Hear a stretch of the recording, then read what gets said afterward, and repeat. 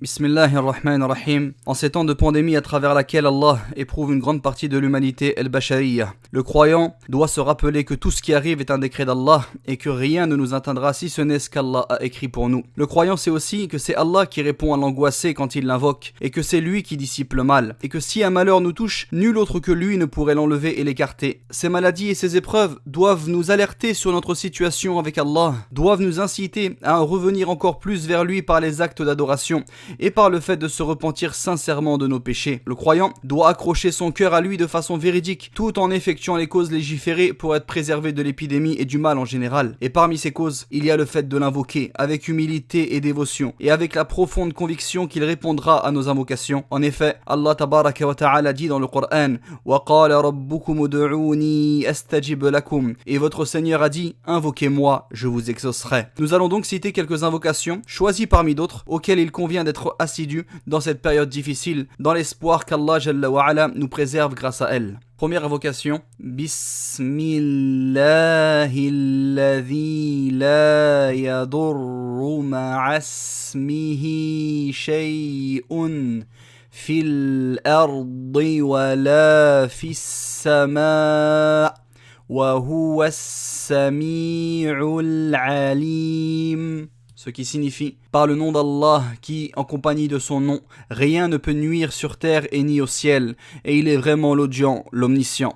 L'invocation numéro 2. A'udhu bi kalimatillahi tammati min sharri ma khalaq. Ce qui signifie, je me réfugie auprès des paroles parfaites d'Allah contre le mal de ce qu'il a créé. Troisième invocation. Allahumma inni a'udhu bika minal baras wal junun wal judham wa min sayyi'il asqam. Ce qui signifie, ô Allah, certes je me réfugie auprès de toi contre la lèpre, la folie, l'éléphantiasie et les mauvaises maladies. Invocation numéro 4. Allahumma inni أعوذ بك من زوال نعمتك وتحول عافيتك وفجاءة نقمتك وجميع سخطك. Ce qui signifie, ô Allah, certes je me réfugie auprès de toi contre la disparition de tes bienfaits, la perte de la bonne santé, la soudaineté de ta vengeance et ton mécontentement sous toutes ses formes. Invocation numéro 5. Allahumma inni as'aluka al-afiyata fid dunya wal akhirah.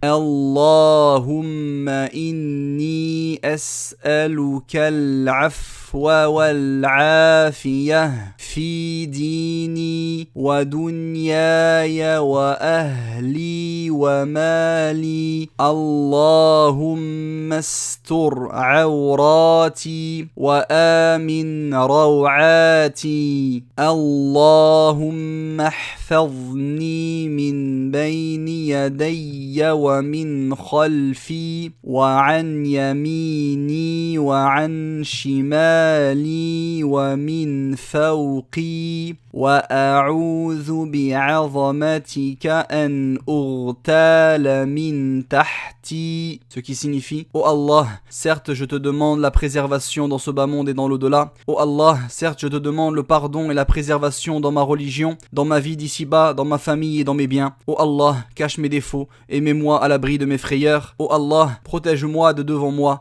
de derrière moi, de ma droite, de ma gauche et d'au-dessus de moi. Et je me réfugie auprès de ta grandeur contre le fait d'être assassiné par en dessous de moi.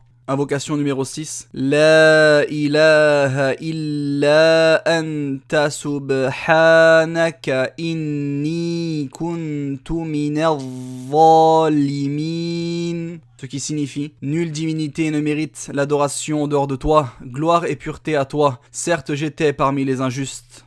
Également au moyen du Coran, il est bien de réciter Suratul Ikhlas, la sourate numéro 112 du monothéisme pur, ainsi que Suratul Falaq, la sourate de l'aube naissante, la numéro 113, ainsi que Suratul Nas, la sourate des gens ou des hommes, la sourate numéro 114.